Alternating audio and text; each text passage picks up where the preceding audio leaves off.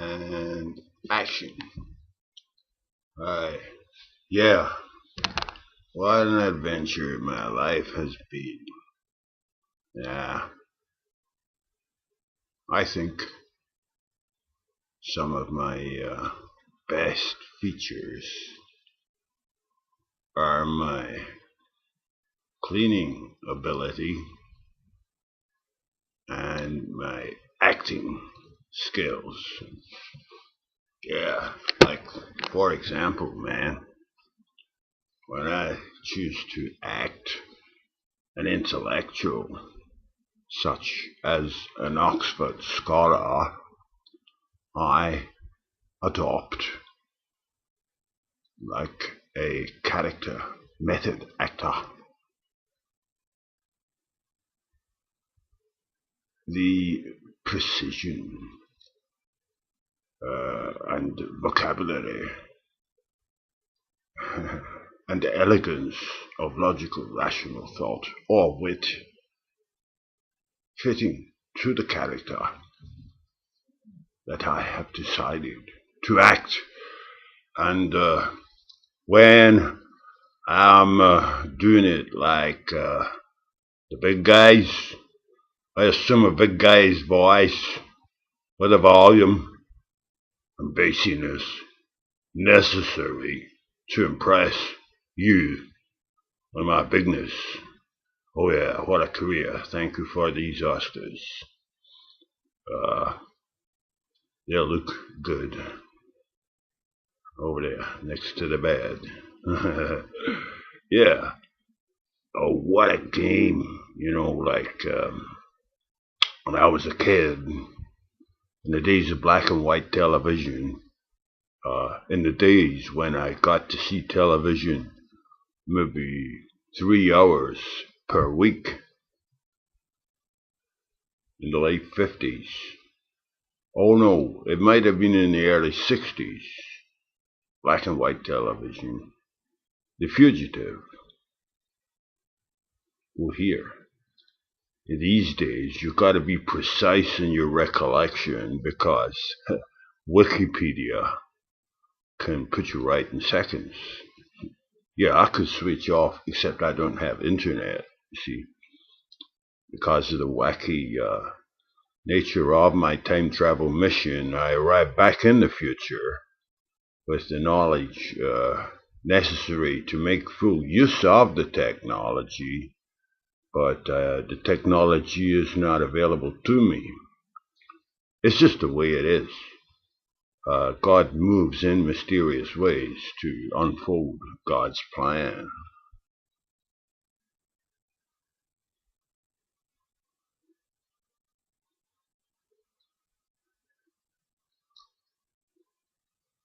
Yeah, but one of my finest acting roles was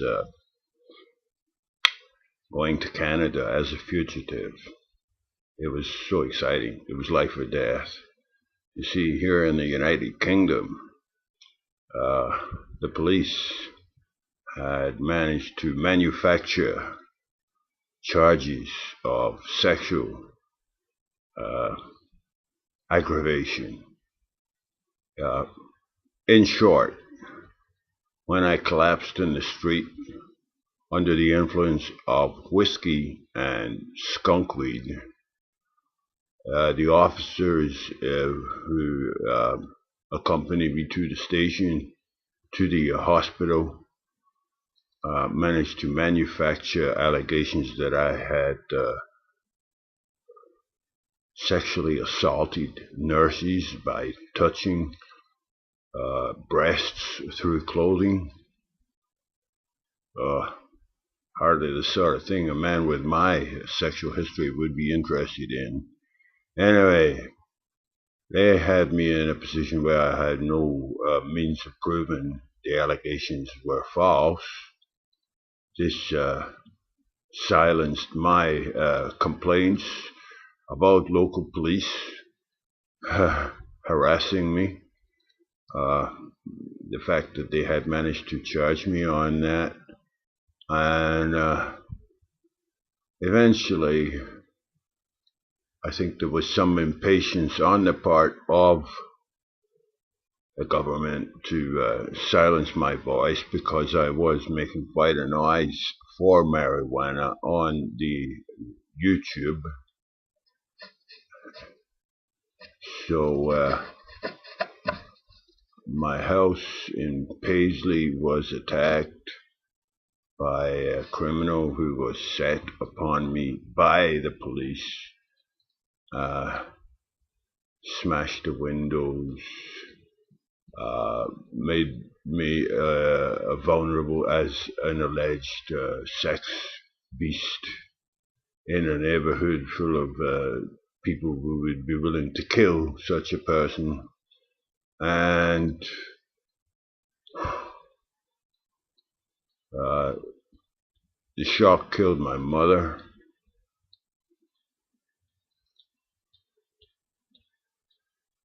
When she came to visit me in a taxi and saw the windows boarded up and a gang of youths threatening to burn the pedophile, Mom went home, poured a bath, got into it, and died.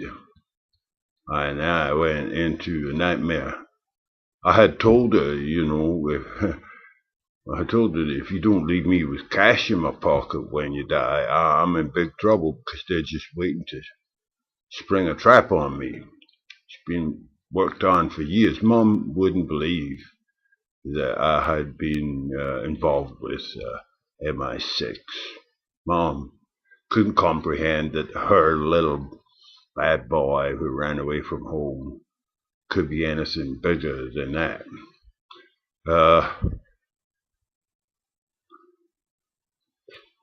So I became homeless again the day after my mother died, and then my lawyer sprung a trap on me and says the psychological report that was supposed to clear you isn't good enough. Change your plea to guilty. I've made an arrangement with the prosecutor to drop one of the charges if you plead guilty to the other three less serious charges. Don't worry about it. The sheriff will not punish you hard because he just wants you to cut back on your alcohol and cannabis. My lawyer knows what the judge wants. I didn't spot that. I was in shock after my mother's death and allowed him to change my plea to guilty. And at the end of the hearing, the judge announced that he was adding me to the register of sex offenders for 5 years from that date. I freaked because I had not been told of this by my lawyer. This gives them the ability to completely supervise my life. They know my bank account, email, passport, driving license, friends, relatives, phone number. And yeah, well, that was the start of the story because it later came to a point where the police involved in my case in Glasgow, G Division Offender Management Unit,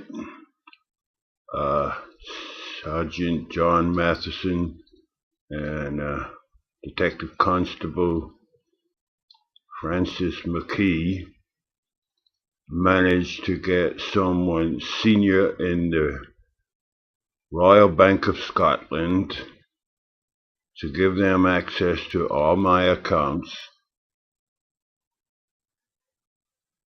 and to change entries in the computer. That freaked me out when I was in Berlin prison and discovered it and received the statements from my bank, and it's not what I remember, On one day I withdrew £4,500, and on another day I withdrew £7,000. They changed it to £5,500 and £6,000. You know, leaves me with the same balance, but it makes it look like I was lying. Who's got the power to do this? Change records within the bank's computer.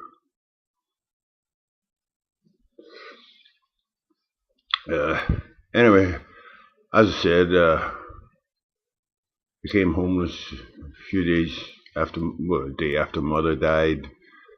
I reeled out of court. When this hearing was finished and the sheriff left, I ran round to my lawyer and said, "Wait a minute, what's this about register? I gotta tell him everywhere where I'm gonna be staying the night. I cannot go away for more than 2 nights without telling them where I'm gonna be. They can come into my house at any time without warning or warrant for 5 years." But then I realized, I went up to the library and read the law, and I realized my lawyer knew that right from the start. This is what the outcome is going to be, and he's tricked me into it.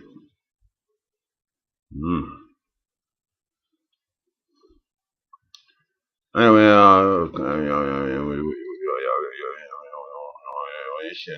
tell a story. So the next time I go to court, I say, I want to change my plea. But before I can say a few words, because I went into that pathetic Scottish thing that you just heard, that I must stay above, as I went into the dock to appear, this lawyer jumped up to represent me. I talked to the clerk of the court, said,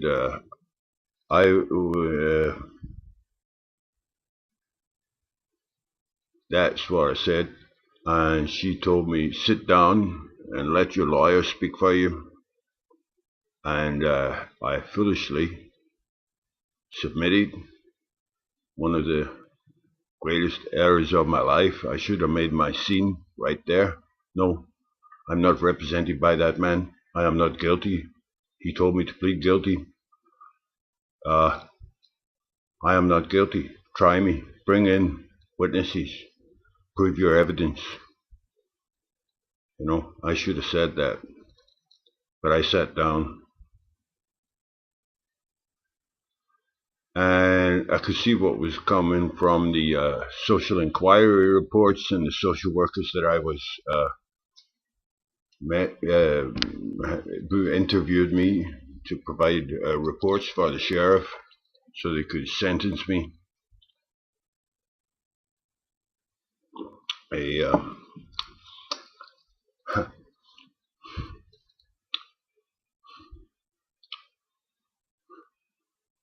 psychology student. We hadn't, you know what I mean? The social worker, a degreeless person, is talking to me about my entire life so they can make a profile of me as a sex offender. When did his deviancy enter? When did he? And he was asking me questions like, when did you decide you hated women and want to abuse them? And I was affronted by this, this man asking me questions like this. And then he's going, "Well, why did you plead guilty?" And I said, "I was talked into it by my lawyer. I want to change my plea back to not guilty." And he says, "Well, we will complete this report anyway." And I could see how it was going. I would either go to prison and be killed, or I would go to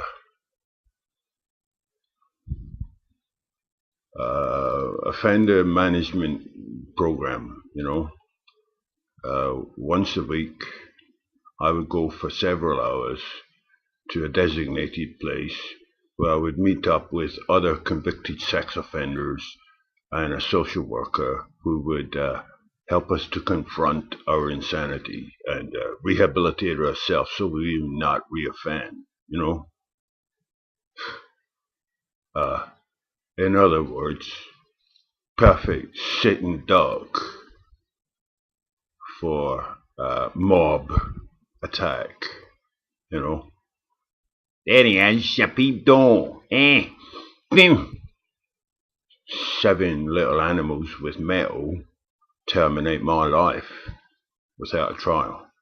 You know what I mean? Just for showing up at a clinic where I've got to go. I started masturbating when I was 14, and no, I think I may have been 13 when I started masturbating. I got off on it a lot, so it became an almost daily, well, it was a daily activity unless I was somewhere unusual, you know. And all the other lot sitting there thinking, I never, you know. The social worker couldn't confront my honesty on sex. He's judging me as some sort of pervert. He can't even talk about the subject. Anyway, I would have been killed if I stayed in the United Kingdom. So I did a runner to Canada. Oh, what a bluff. I got paid £700 in benefits that had been held back over 6 months. You know, I had been underpaid welfare. And with that, I made my brother give me £1,000 advance on my inheritance, even though he was trying to prove the wrong will and doing his best to make sure I didn't get. Yeah, so I got it, and I went. You know, I remember going to the airport thinking, I'm on the offenders register.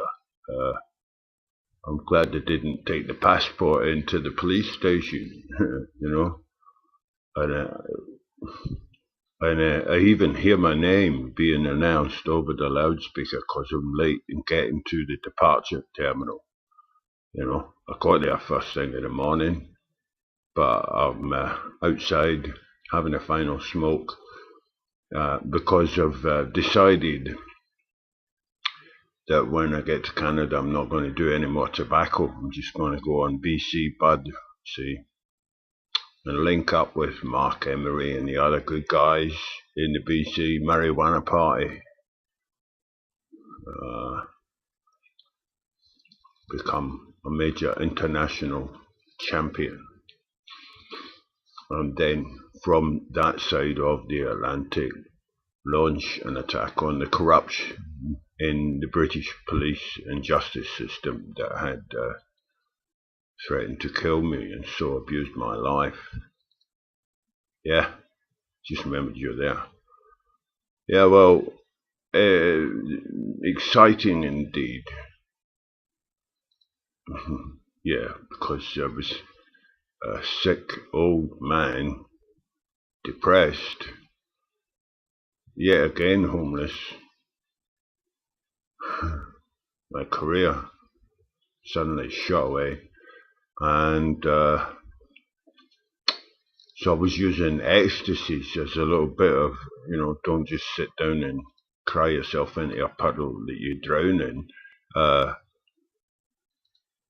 And the ecstasies were well good in overcoming the nerves of the acting job necessary to leave the country as a convicted sex offender that's not allowed to leave the country. Oh, and I'm reading the free newspaper on the bus to the airport. Gary Glitter had gone off to Bangkok, or Phuket, or one of these sexy places in Thailand. Bangkok, fuck it. Yeah, Phuket. Right, well, yeah.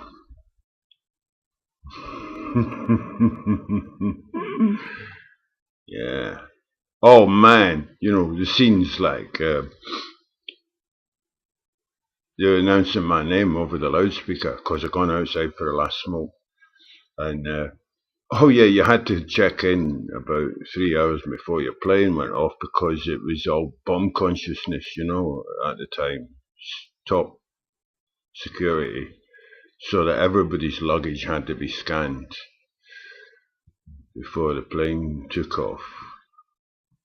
And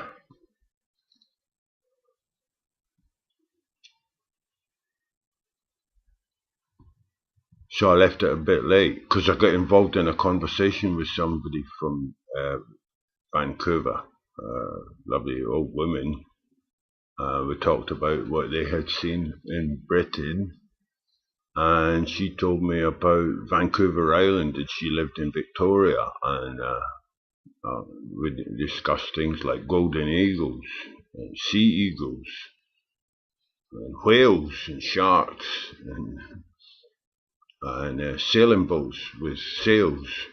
No, they first arrived there. I claimed thee, I called thee Victoria. There's my flag.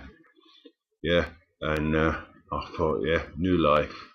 Drop all the dead donkey here, mum just died, you sent her upstairs. Drop everything, it's not worth repeating, including being Scottish. When I got to Vancouver, oh yeah, announced my name over the loudspeaker. Come to departure gate. Colin, Guy, come, Mr. Guy, please come to the... Quick, because the plane is leaving, the gate is shut. And I got there. And look, hold up at the scanner because every single thing has got to come out of your pocket. Oh, it's still bleeping. What have you got there? What have you got here? Oh, got any metal in your leg? And finally getting... Oh yeah, and it was Dutch KLM. Yeah, wonderful. Sweet. Because they were taking me to Amsterdam, thence to get another KLM job over to Vancouver. Whoa, the flight of my life. And it was fantastic because,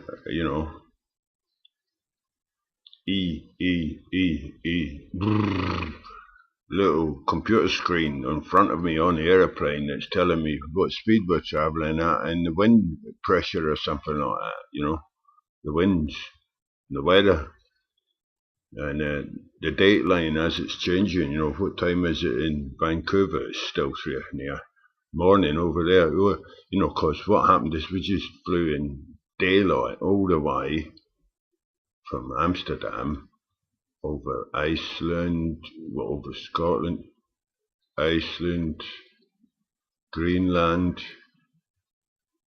Newfoundland, one big place, Brunswick, Newfoundland, yeah. Oh, and the top of Canada is just incredible. It's like Fantasia. Orange, the colours are red in the sky and it's perpetually light. And hundreds of miles of mountainsides and forests that look like they've never been penetrated by human beings, There's no roads.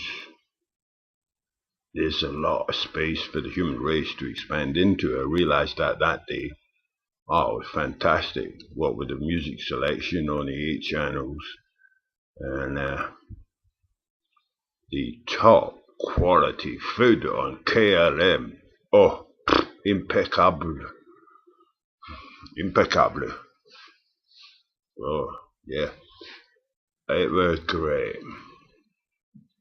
And when I arrived, I got a passport that's going to expire in 1 month. Oh, end of September, December. 2 months. 2 months on the passport. But I say I'm only coming for a family event. I'm coming to see my cousin, Euterpe Jones, in Vancouver.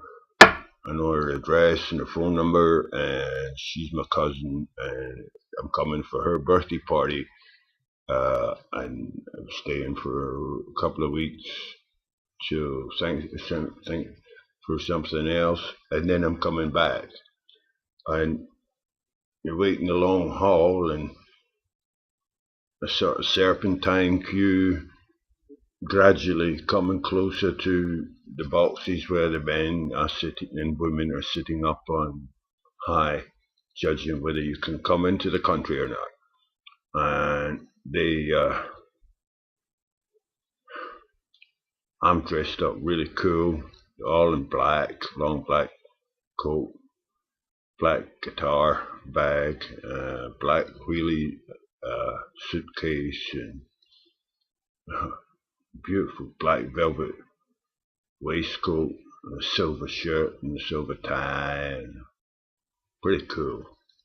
And as I'm in the queue, I'm thinking about Jews trying to get out of the concentration camps, and uh, people trying to get across borders to save their lives, and what an acting job it always was. You know, I hope he doesn't look in our pockets. And the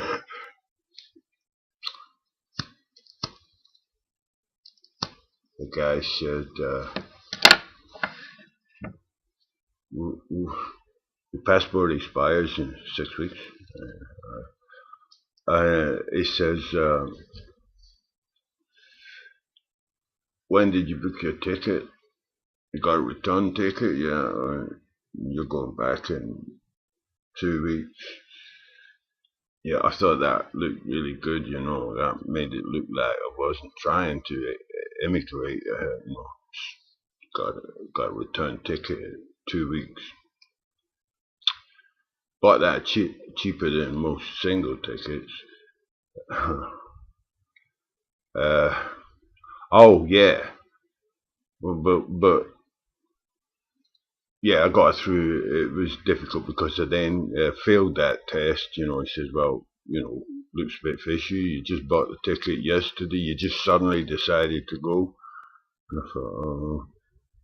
And he said, "Go over there with that lot." And I was over there with Iraqis and Iranians and,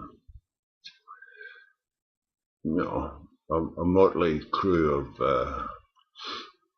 people whose entrance into the country was being inspected more closely. But after sweating and acting and performing, you know, I'm cool. Nothing to worry about. Huh, just a little mistake. Hold up. Need to get over to your tappies quick.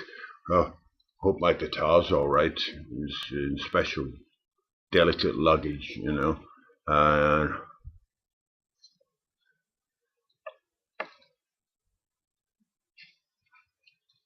And the man who's got to check me is so busy talking to the staff member next to him who's female that he can hardly give me much attention. So he goes, "Don't worry about it." And that was welcome to Canada, you know, don't worry about it. And probably 3 or 4 of the first people I spoke to in Canada said, "Don't worry about it." History 101. So I learned it myself. Don't worry about it. Oh, but the story, yeah, well, when I actually, because while I was waiting in that queue to see that man, I got well paranoid, and I thought, oh dear. Oh yeah, no, see, collecting the luggage.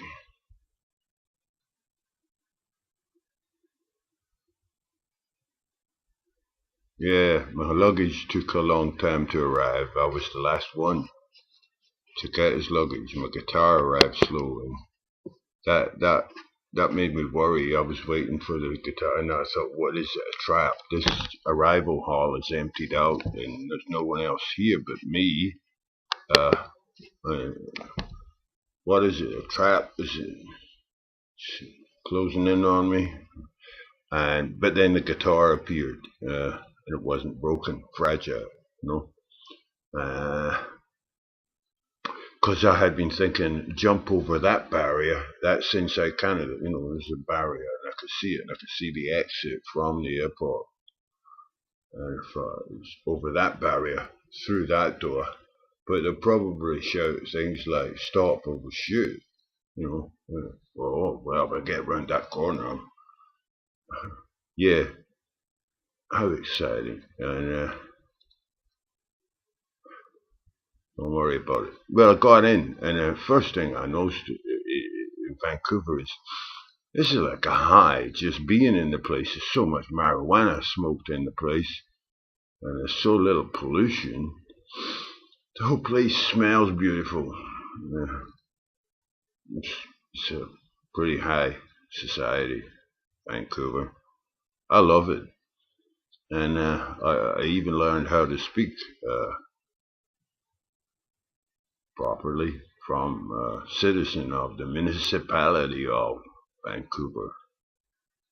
Yeah, and I spoke to a couple of guys from the Vancouver Film School who thought I was pretty cool and shot a few minutes of video of me playing guitar in the Amsterdam Cafe smoking room next door to the BC Marijuana Party with Emery and Mr. Marijuana and all that. And the chicks were working in the Vapor Lounge. It was groovy. But I couldn't actually make an alliance with the marijuana party there because the chick there, lovely woman whose name I can't recall now, she said, like, man, it's not really cool if you're a wanted criminal on the run that could give the police the excuse to come into our premises, and then when they're in, they could do other things. So you're on your own. And I didn't meet the big people.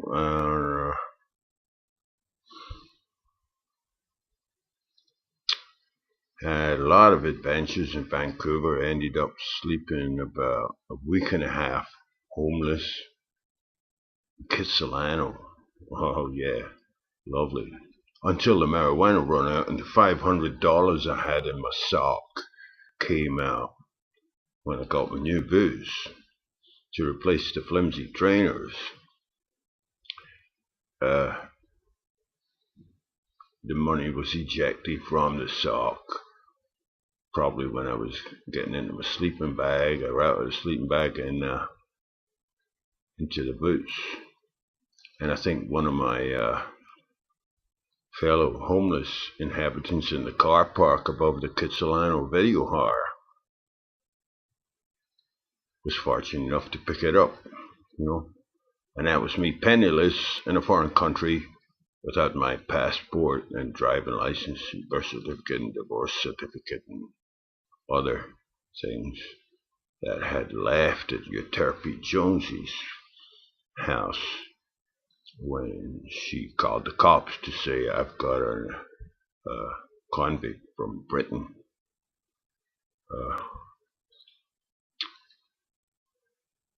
Well, when I was taken into custody, wow.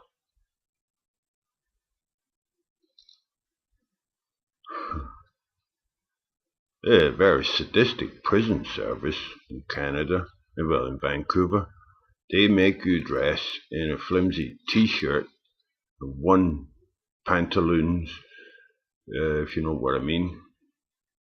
And when you're moving from place to place in the van, freezing cold van, snow outside, the heating's not on, and you're shackled hand and feet without your shoes, and they drive you halfway around the state from one prison to another and into a holding cell, and then moved around and shuffled around and then reshackled and back into a van for another long drive till you get to the Vancouver court, and then on to the immigration office. It was a whole day trip from 5 o'clock or 6 o'clock in the morning until about 8 p.m. before I got back to the prison. Every time I had to go to appear. In basically underwear. Well, when you're freezing all day, man.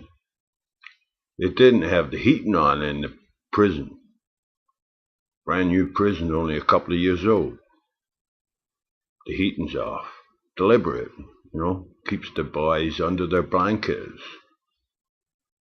You don't get very lively if you're cold all the time. Yeah. And then acting, going to the British consulate to get a temporary passport. The only time in the whole process where I only had one pair of handcuffs, nothing on my legs. I could run down the road, all dressed in orange, with my hands handcuffed. But I was being sent back to Britain to die. And I was willing to run. I thought there's only one guard, the driver, and the other one's getting out and coming around the back, and he opened up to get me out. And he's going to transfer the handcuff from me to him.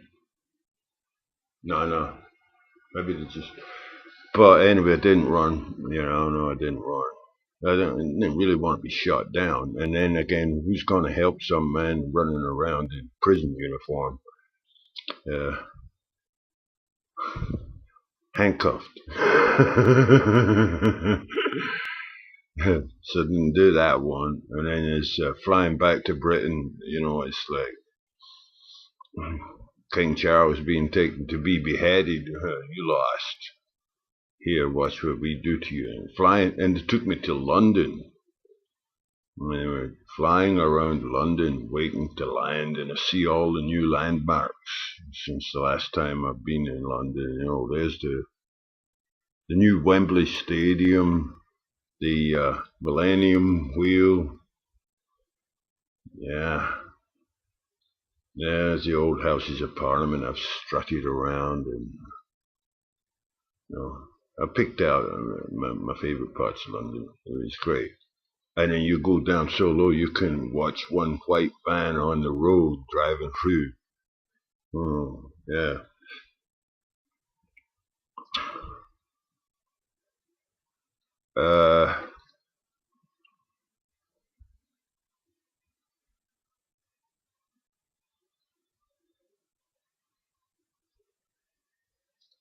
Yeah. That's just the start of the story, man. Because when I got back, I didn't even get to enter a plea. They said, we're putting you in prison on remand for failing to show up at court to be sentenced. That's the biggest charge. Absconding to Canada, violation of bail. And because of that, it means each time I subsequently got into trouble, I was denied bail and made to serve 4 months on remand before being required to enter a plea or be proven guilty. Strange law in Scotland that an innocent man can be held for 4 months just because he once didn't show up at court on time. He's already been punished for that offense, but it means he never gets bail again, which is convenient for corrupt police because it means just get him set up on something in 4 months. Oh yeah, because when he arrives in prison, there's already information somehow mysteriously entered into the prison system to the least intelligent but most talkative of the prison population that one is a pedophile. Disgusting kind of pedophile, little boys, sort of thing that other prisoners are threatening to kill or rep. Rep, yeah. Slice. No? Really heavy shit. The first time, overhearing two men outside my window, 4 feet away, telling me they are going to rep me when I go for my next meal, and I don't see the faces, I just join a queue. Anyway, I wrote a long letter, 130 pages long, This is what it's all about. This is not about sex offender. This is about marijuana. Here's the history of my campaign to legalize or liberate marijuana, and here's what the police have done to me, and here's how the evidence is false. And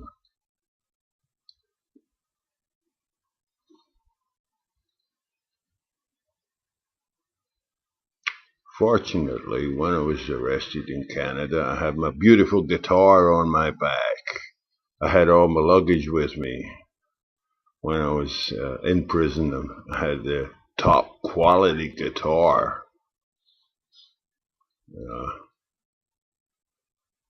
One of the young men sharing the cell with me got rid of my plectrum. I might even have got rid of my tuner.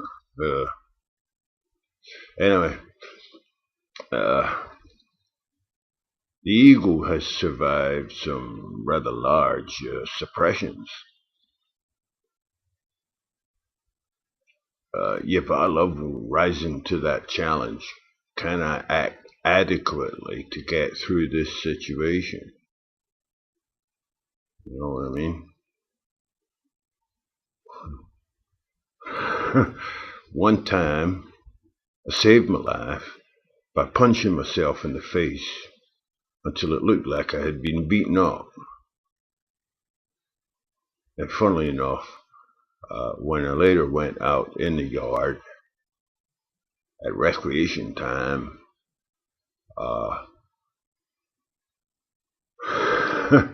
the rumor went round the yard that the other guy looked even worse. I got a lot of respect out of that, punching my own face. Showbiz secrets. But hey man, staying alive has been an acting job. And I'm glad I've started to mention some of it because it really has been fun. I've chosen to do parts that are extremely difficult, and sometimes I just do it smoothly.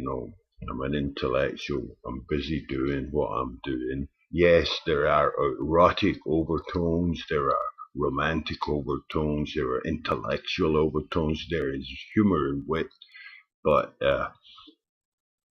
I gotta clean all the litter out of the picture before I put my camera on, otherwise it make me look bad, see? And oh yeah, a lot of my acting career has involved hiding my fear with shades or mirrors.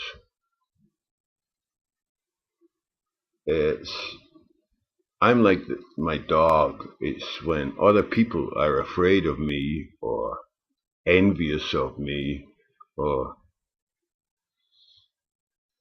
it's usually afraid or envious. This scares me because this is what leads to them doing things to me. And then if I adopt a fear response, it pulls them in. Whereas if I got mirror shades on, they just bounce off, like, why are you wearing sunglasses at night? Move away, shit. Why should I answer stupid questions from stupid people?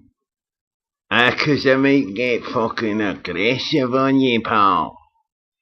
Right, well, see, this has been the acting job that I backed off from all my life. My mother and father would not allow me to use aggression to start aggression. But I'm ready to poke out the eyes of the next person to use the word pedophile to my face, I'm ready to do that. I was ready to do that in Berlin prison. The third time. And the third time. Yeah. I'm ready to poke the eyes out of the next person that uses that word that I don't want you to repeat. Yeah. 'Cause I hate having them morons suddenly present that shit in my face.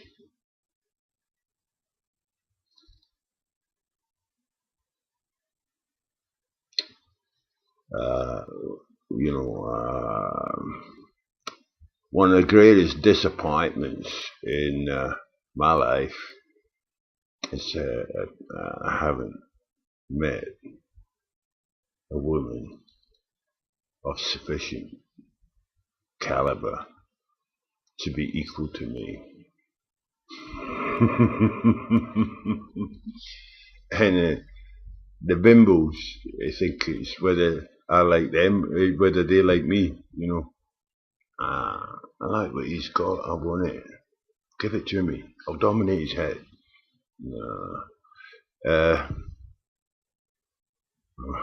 I could make a smart woman very, very happy. Or even a dumb woman if she just decided to follow my orders and accept what pleasure I give her. Gratefully. I could make such a woman very happy. If she was intellectual or passionate, that would be a bonus. Fun-loving would be a requisite. I would be prepared to cure the princess that had never laughed. You know what I mean? I read a story somewhere. It might even have been in the La Morte d'Arthur, the Knights of the Holy Grail. There was a damoiselle who could not laugh, and one of the knights of the Grail quest cured her and stayed with her for a year and a day, which was all happy and blissful, whereupon after the year and the day they decided to extend it indefinitely, and he went happily down the trail with the young, probably not all that young, because sometimes an older woman would be more grateful to meet Mr. Right than a young woman who might casually toss away Mr. Right thinking, I can see Mr. Better coming along. 'Cause there's this tosser in the old day, man. Well, I don't think he'll be there much longer. He's been making a living out of selling dodgy cannabis, but he dares to interfere with a man who is coordinating the community use of cannabis. I'm not here to promote his business. He's spending his profits on alcohol, but he interrupted my work, telling me to turn off the crap which I was supplying free as musical entertainment. I don't think I'll bother identifying him any further. It's just all I'm saying is, if I'm organising a party scene, I don't want those little egos that feel that they've got to assert how important they are.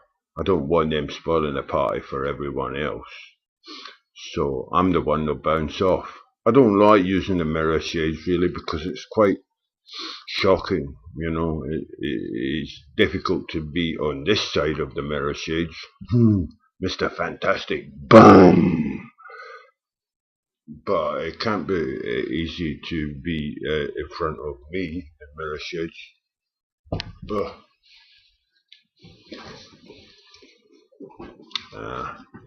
Get a good idea, use it. Research. Find out what is a good idea. Continuity. Remember where the shades are.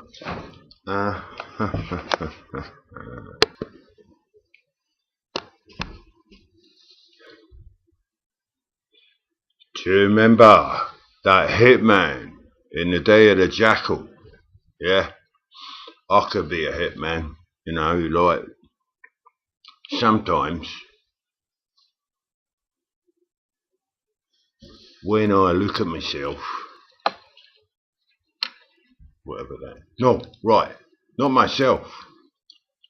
Learning. Sometimes, yeah, man, when I look, man, at the reflection in the mirror, I see what is there, or what could be done with what is there. Where's my 500,000? Where's my 2 million? Here, mate. Where's my 4 billion? Oi, what have you done with my army? Where are my men? Oi, I want 30 men with shooters on site within a half an hour. Can you get inside? Lock, stock, and barrel, man. Know what I'm saying? But if I know what you're thinking. No, I do. I know what you're thinking. I know what you're thinking. You're thinking he's inconsistent. Nobody in the whole history of the human race went through all that many accents in a matter of 2 or 3 or 4 or 5 or 6 or 148 minutes. Here, come again, Jock. Do what? Hang about, leave it at. And ladies and gentlemen, I've got a story, but I keep adding to it every day. And when I'm smart, which is when I am smart and realize it, then I am producing better material than the exciting stuff that I'm telling you about. Oh yeah, my life has been in danger many times, and I've faced huge odds, and I've had hard jobs to do that took a long time of hard, honest work and a lot of cleaning.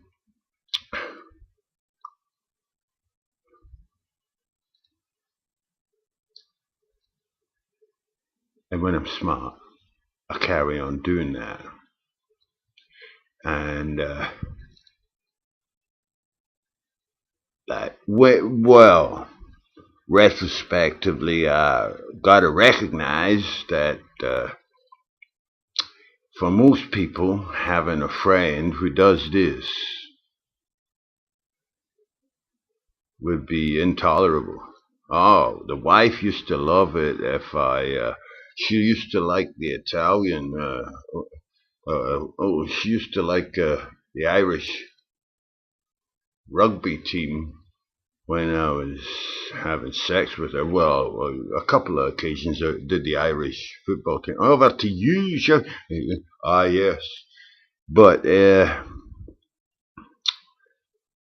I think it's all right. But you see, you had a man called Peter Sellers, and he was a big influence on me, and in fact on the whole psychedelic revolution in the 1960s because he was the favorite film star of the LSD and Cannabis people. He went to the Beatles recording session one time, made a little recording with him, and he mentions marijuana, Pakistani black, I think he mentions. And Peter Sellers was one of these people who could change the character that he was acting, and being there, fantastic. He's an American. It's a masterpiece. It's an education to me. It started me on my mission. When I got back into marijuana in 1986, my brother Alistair said, watch this movie.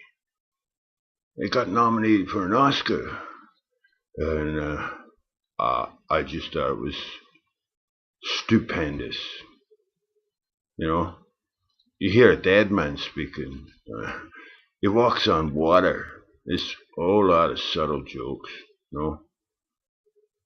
And yet, it has value because I learned a lesson from that movie and marijuana. People accept what you appear to be according to their way of looking at things. And so a couple of weeks after that, I was able to walk up to the door of the Claridge's Club in London, which has got a red carpet on the pavement, and men in livery at the door, and then more security men in suits inside, one or two with shoulder holsters, as I could see, and I had shades on, which means no one sees what way you're looking, so you can choose to ignore what's in front of your face and just look through the side, as I'm doing right now, and you can see, oh, there's the lift over there, and walk past this guy, walk past the other security guy, towards the counter, but then veer over to the left. Don't turn around to look.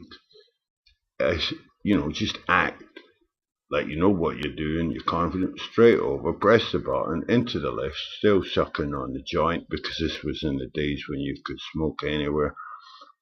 And upstairs and into Claridge's for 2 hours of fun, including a spliff, and a wash and shave in the bathroom, and I did the Times crossword in the lounge. Eventually I met the manageress. She said her name was Claridge or something like that. She had big men come upstairs and she berated them. How did he get in here? He's been in here for 2 hours. And they shamefaced boys, big guys, they accompanied me down to the front door, back onto the red carpet, and past the guys with the top hats, and off down the Golden Lake. It was great fun, like, and I found out that people accept you as what you appear to be everywhere.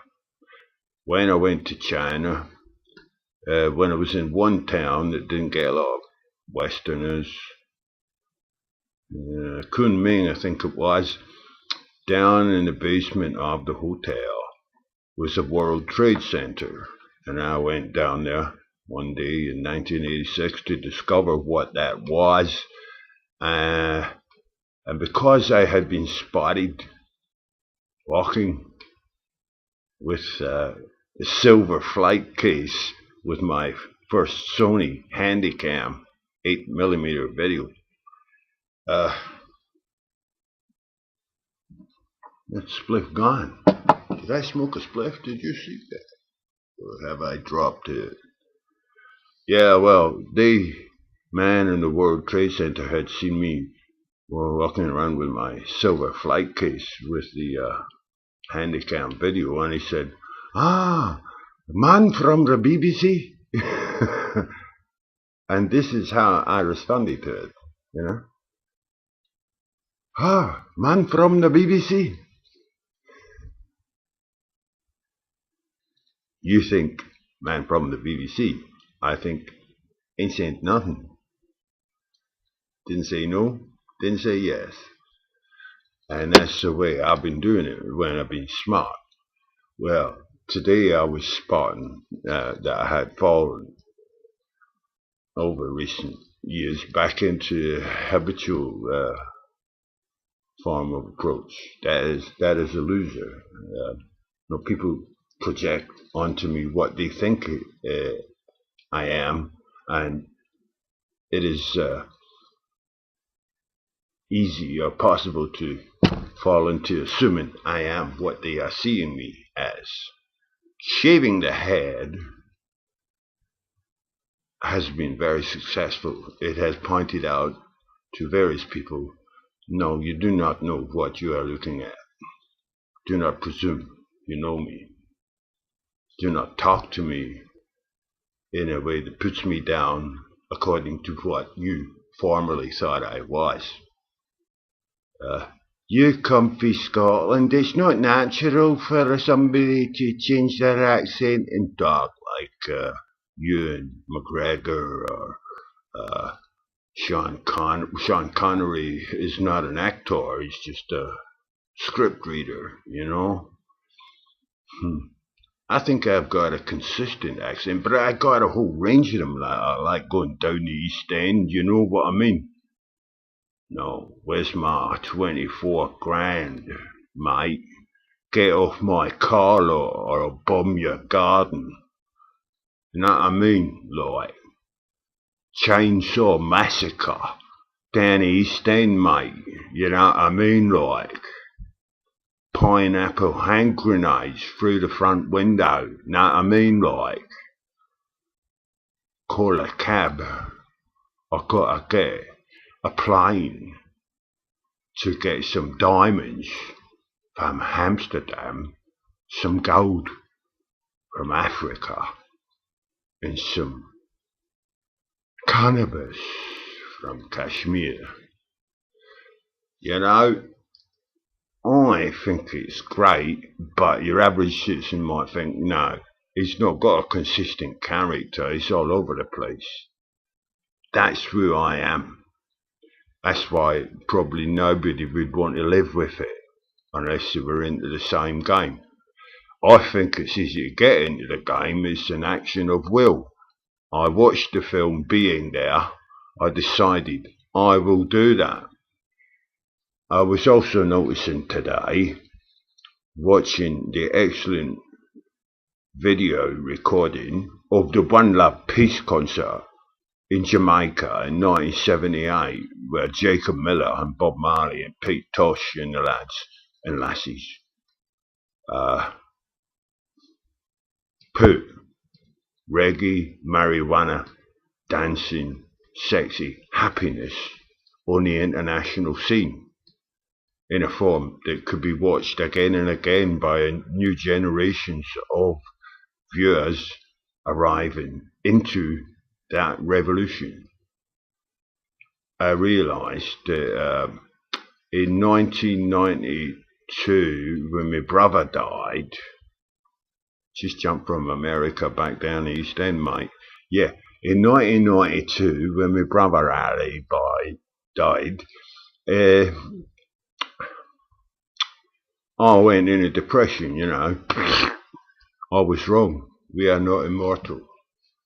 God is not on our side. Well, not necessarily that, but it's not the God I thought it was that would keep us alive no matter what.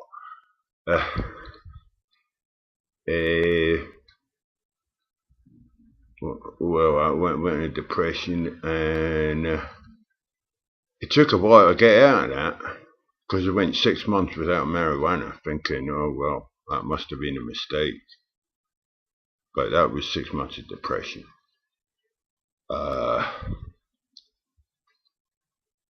Went back to college as a mature student to study computer programming, and the younger students on the course had marijuana, and so we were able to do an exchange. They could get me some marijuana and I could show them some incredible things that we could do with it. And then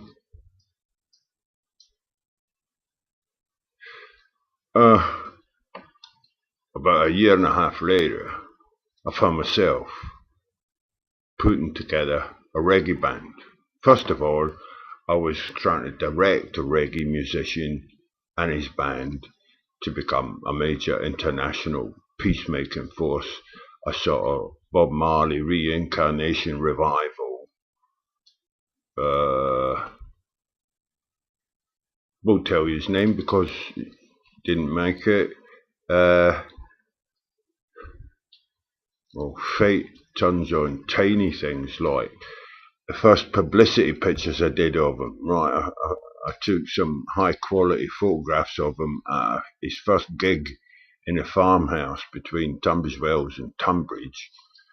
Really good Kodak gold shots, blown up to 7-inch prints, and I give him a pour through so he can pick his favourites, and I'll use that one. And here, one of his friends, flicking through them, goes, "Oh, that one makes you look like a pervert." And he goes, face drops, "What one?" And he can't see what aspect of the picture it is that makes him look like a pervert. And he sort of freaks and just goes like that. Gives me all the pictures back again. I wish I could remember who that friend, I wish I'd spotted that at the time, what was actually happening, because after that, he didn't respect me as much as I required if I was going to control his image. Some other Bert can come in and tell him better than me. Anyway, people see what they think they see, right? He hadn't put anything in the picture that suggested he was a sex pervert. The Wally looking at the picture was a Wally, and I should have chopped that down. But at that period, because he didn't really follow me, he ended up losing his band, and I got them, and I was using them to make a reggae band of my own. Part of that involved study of all the video I could get my hands on of Bob Marley and the Wailers, also the notable bands of the 70s like Black Uhuru, I remember them, a few other of that era.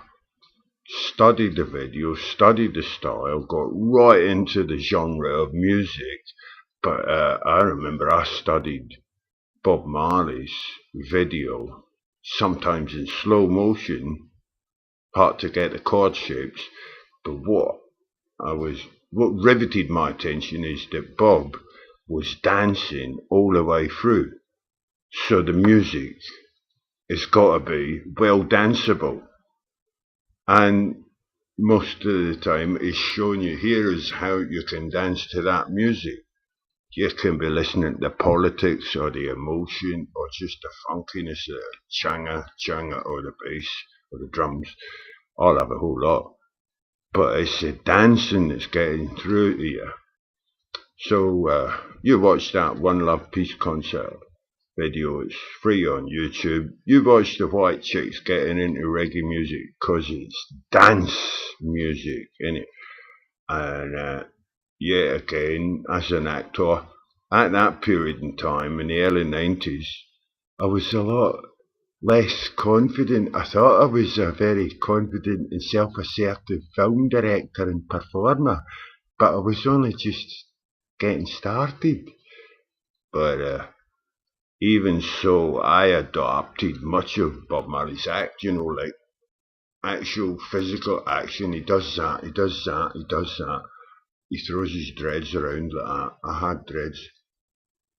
And I copied his style, lift your leg that way, lift your leg that way, lift your leg that way, lift your leg that way.